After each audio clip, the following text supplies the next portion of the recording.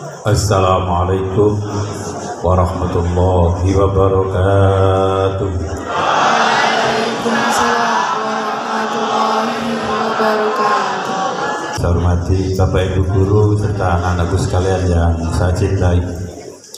Syukron wa hamdalillah, kesempatan pagi ini dalam cuaca yang redup, yang sejuk, kita bersama dalam ruangan yang indah ini. Mudah-mudahan sejuknya cuaca hari ini sesejuk hati kita. Allahumma amin. Allah telah memberikan karunia kepada kita berbagai macam nikmatnya, sehingga pada pagi hari ini saya bisa bertemu dengan Bapak Ibu Guru, bertemu dengan anak-anak sekalian yang semuanya insya Allah dirahmati oleh Allah Subhanahu wa Ta'ala. Semoga pertemuan saya dengan kalian semuanya akan membawa dampak positif, bahwa manfaat maslahah min yaumina hada ila yaumil qiyamah. Amin ya rabbal alamin. Untuk itu mari kita ikrarkan rasa syukur kita kehadirat Allah Subhanahu wa Ta'ala dengan membaca hamdalah bersama-sama. Alhamdulillahirabbil sholatan wassalaman daimaini mutalazimain. Semoga tetap tercurahkan keharimbaan Nabi kita Muhammad sallallahu alaihi wasallam wa alihi washabihi tabi'in wa tabi'ut tabi'in wa man tabi'ahum bi ihsanin ila yaumiddin. Semoga kita yang hidup di zaman mutaakhir ini bisa menjadi umatnya yang terbaik, bisa ikut dan mengikuti seluruh apa yang diajarkan oleh Rasulullah Muhammad sallallahu alaihi wasallam. Bapak, saudara sekalian, anak sekalian yang berbahagia, sebelum saya lebih lanjut menyampaikan apa yang seharusnya saya sampaikan, terus terang saya pagi ini merasa bahagia, saya merasa haru. Di SMP Negeri 4 ini saya hadir disambut dengan sholawat Nabi. Yang pernah saya tahu, biasanya sing apal sholawat Nabi, sing fasih sholawat Nabi itu hanya anak-anak pondok pesantren, hanya anak-anak sanawiyah, ada anak-anak aliyah. Kalau mereka yang mengucapkan salawat itu bagi saya sudah biasa. Tapi kalau ini saya jumpai di SMP, ini yang luar biasa. Tepuk tangan untuk kalian. Saya beranikan diri tanya kepada Pak Kepala Sekolah. Anak-anak ini kok maca salawat pinter-pinter kaya ngene iki sing mulang sapa? Ya Le. Sing ngajari salawat sapa Le? Pindah. Alhamdulillah. Salamullah ala Rasulillah. Salatullah salamullah ala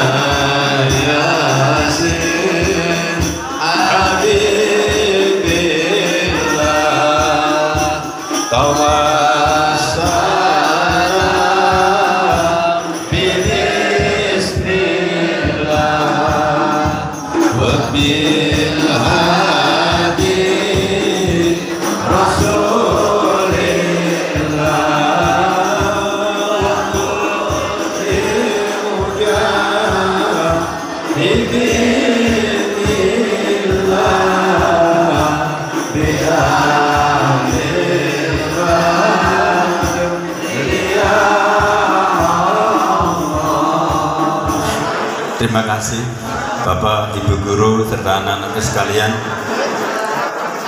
Kalian tadi datang jam berapa? Datang ke sini jam berapa? Jam 6.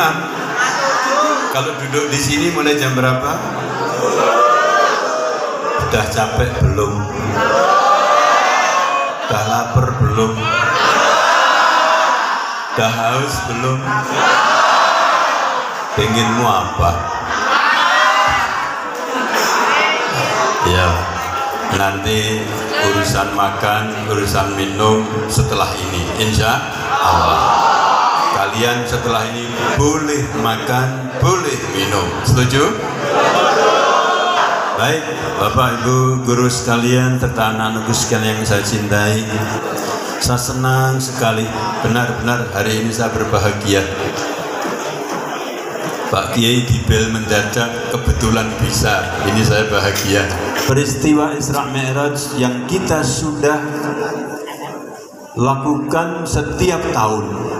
Saya ingin tanya, siapa yang tahu Isra Mi'raj itu terjadi pada tahun berapa? Peringatan Isra Mi'raj Nabi Muhammad sallallahu alaihi wasallam itu terjadi pada tahun ke-10 dari kenabian Nabi Muhammad sallallahu alaihi wasallam. Jadi Nabi Muhammad sallallahu alaihi wasallam diangkat oleh Allah, menerima wahyu, menjadi nabi dan menjadi rasul. Baru 10 tahun kemudian peristiwa Isra Mi'raj ini terjadi. Atau bahasa lainnya, Isra Mi'raj terjadi 2 tahun sebelum hijrah. Tahun berapa? 2 tahun sebelum hijrah. Kalau dulu kita belajar sejarah, masa lampau itu ada masa prasejarah atau masa sebelum Masehi.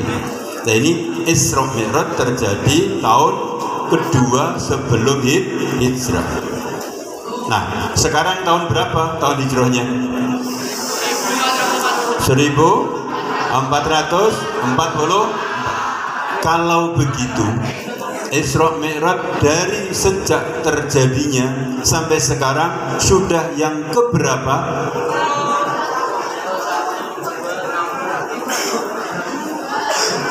Rumusnya piye? Matematikanya ya.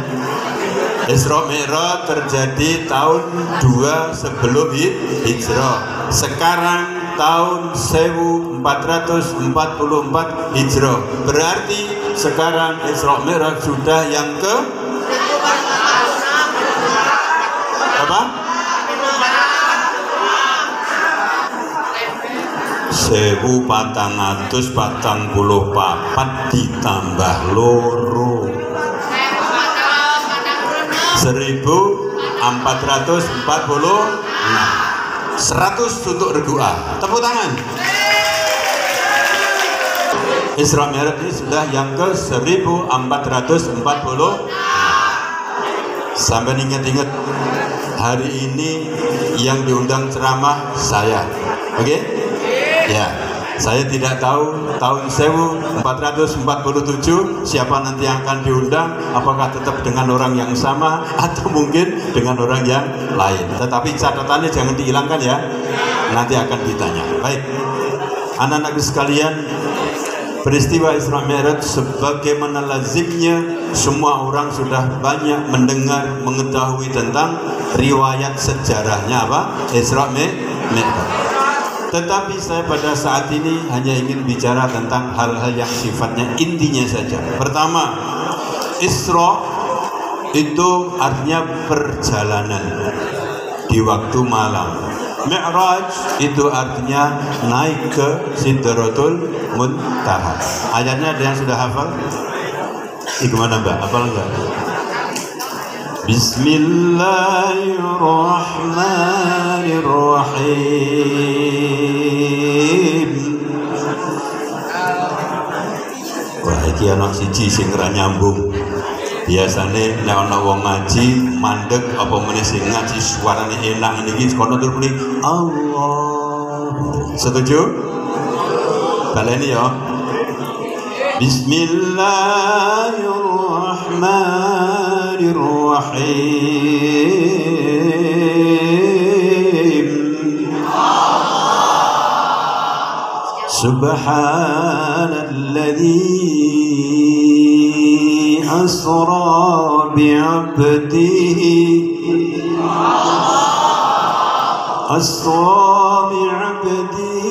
laylan minal masjidil haram minal masjidil haram ilal masjidil aqsa alladzi barakna hawlahu linuriyahu min ayatina innahu huwas samiul basir.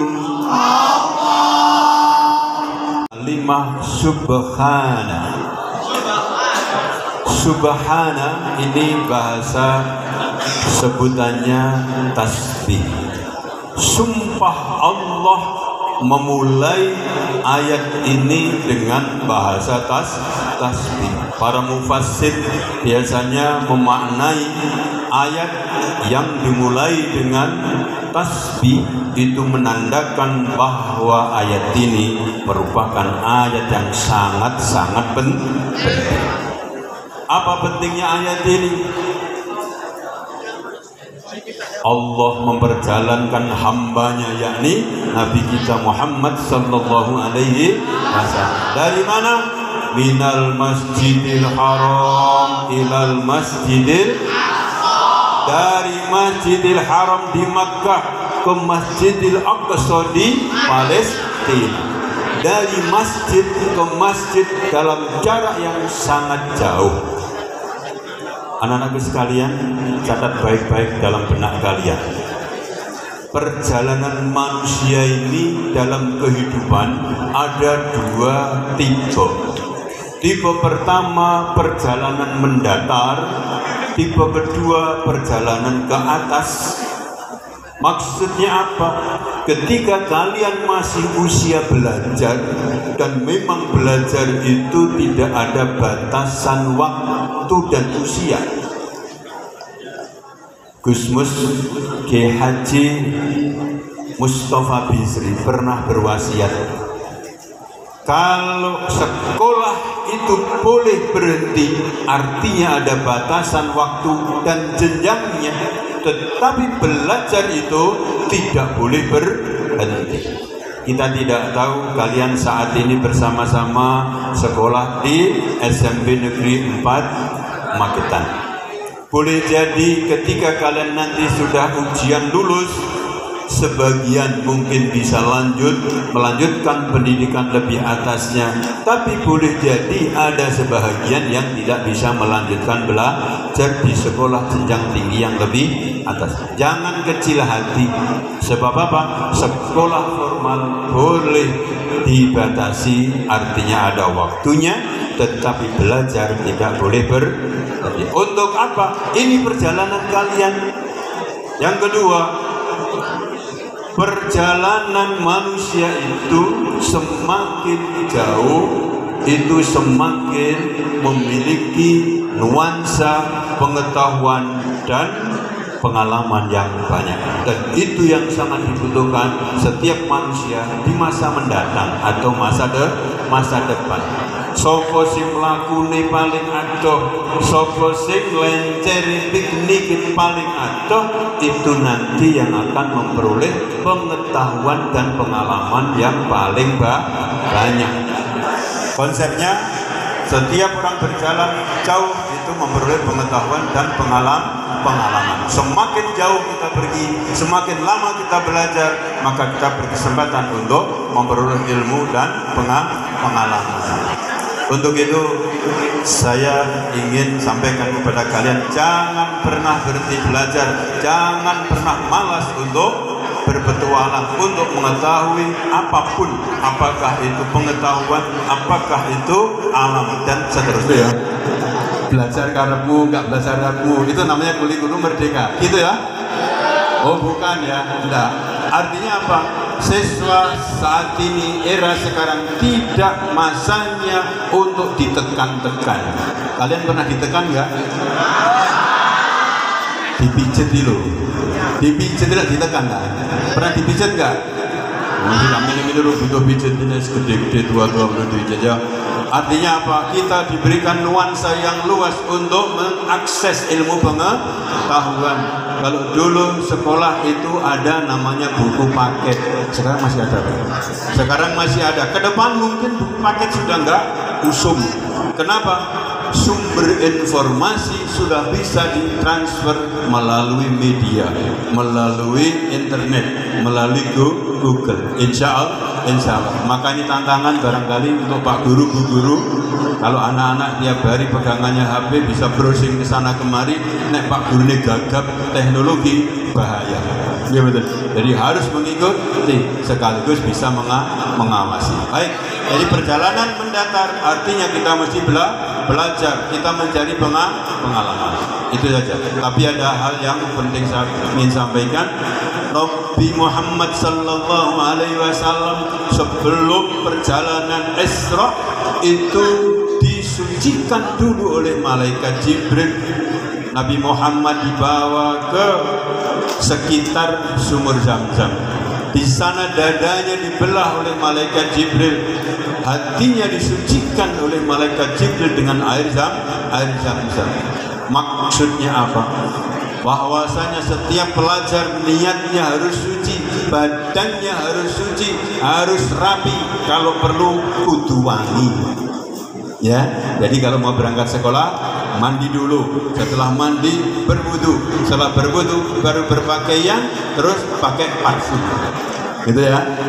Jadi jangan sampai anak sekarang ambune lebus, benak ambune lebus, gak duwe kanca, kapan didai ngalih, sebab apa? Ra betah ambune, gitu ya. Jadi makanya kudu bersih, suci, rapi dan wangi. Sebagaimana Rasul kita memberikan contoh. Baik. Setelah perjalanan atau dalam perjalanan Rasulullah diceritakan menggunakan kendaraan. Kendaraannya jenenge apa? Buruk. Buruk itu apa maksudnya? Komlo buruk. Buruk itu bahasa Arab, bahasa Indonesianya kilat. Maknanya cepat, bahkan super cepat. Artinya apa?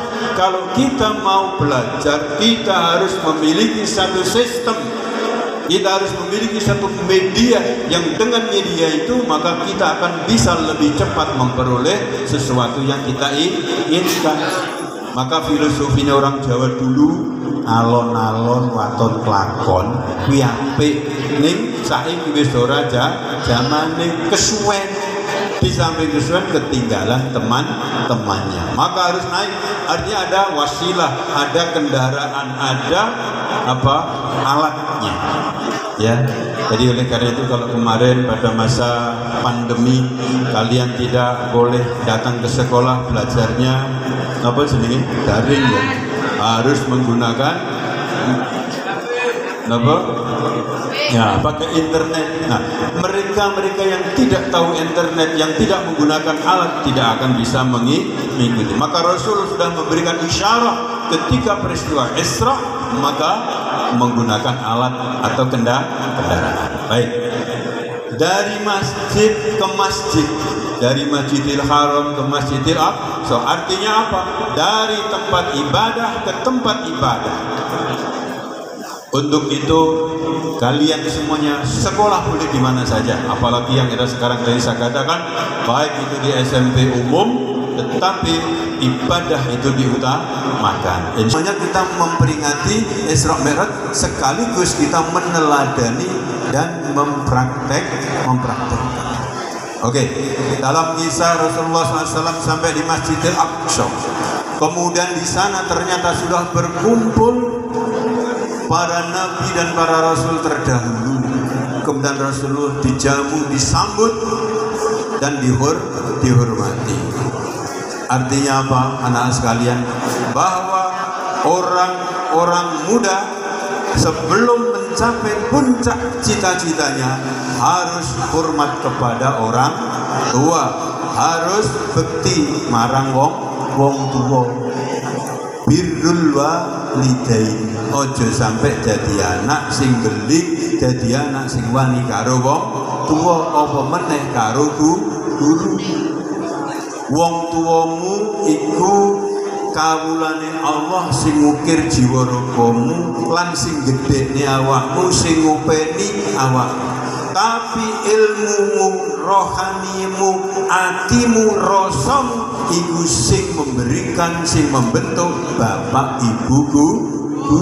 Maka kepada orang-orang terdahulu kita semuanya mesti hormat. Kalau masih hidup maka kita ladeni, kita harus hormat. Kalau mereka sudah wafat maka kita harus ziarahi, maka kita harus kirim doa kepada mereka. Ini pelajaran akhlak, kita harus menjadi gitu. Bahkan dalam syariat Islam kita harus hormat kepada yang lebih tua. Sholat berkualitas baik, sholat jumlahnya banyak baik, tapi kalau tidak istiqomah maka nilainya kurang. Sedikit istiqomah itu lebih bagus daripada banyak tapi tidak konsisten. Untuk itu kalian jaga stamina semangat belajar, stamina untuk terus mencari ilmu pengetahuan, stamina untuk beribadah.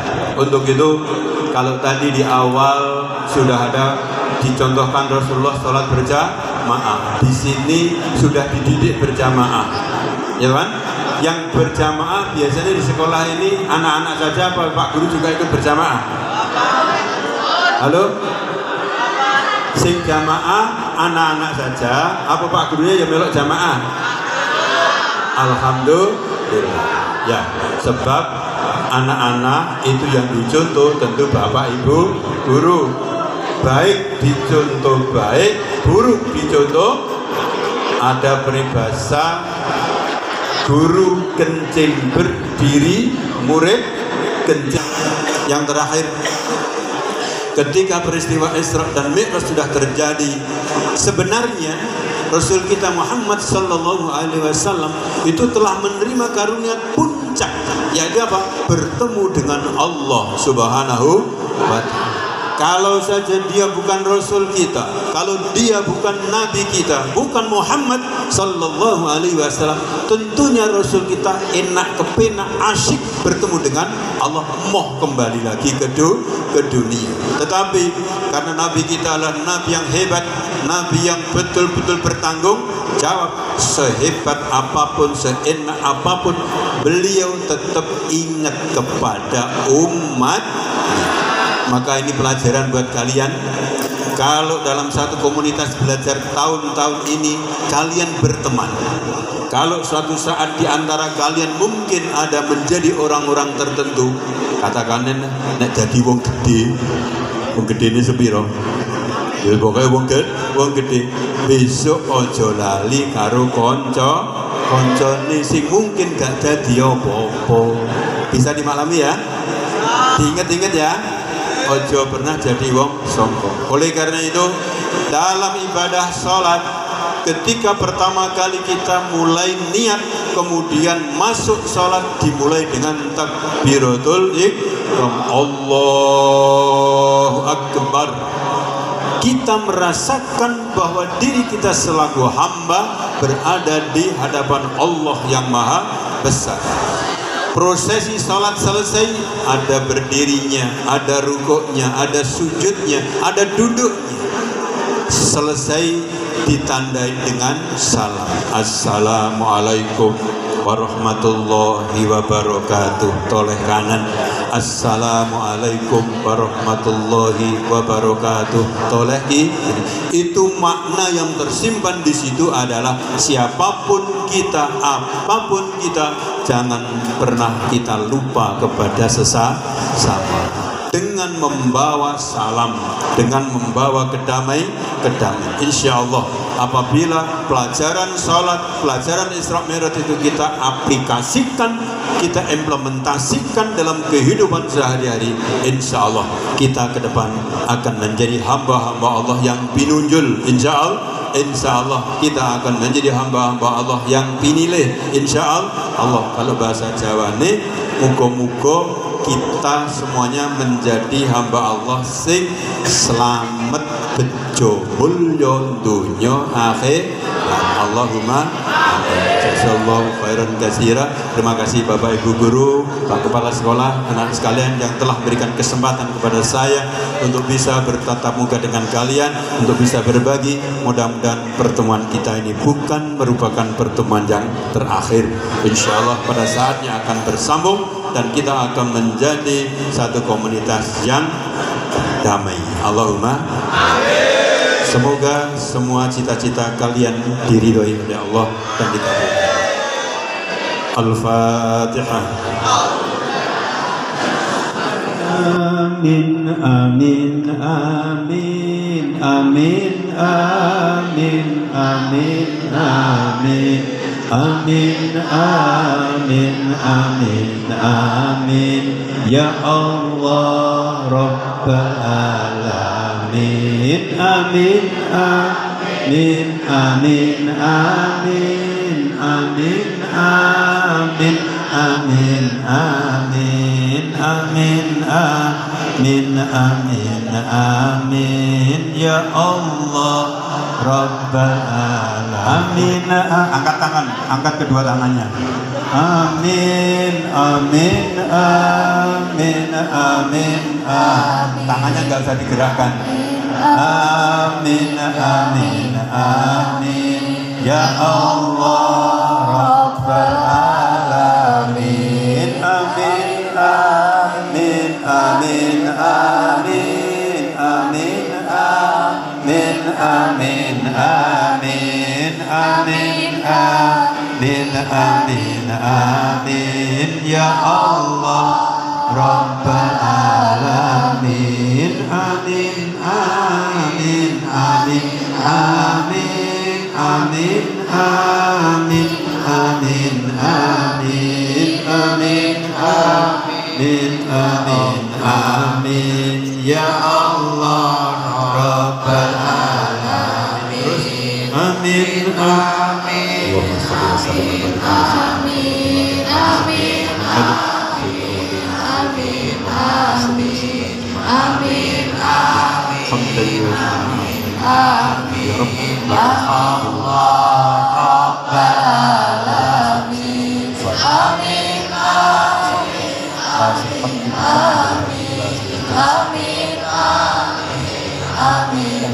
amin, amin, amin, amin, amin, ya Allah Rabbal Alamin. Amin, amin, amin, amin, amin, amin, amin, amin, amin, amin, amin,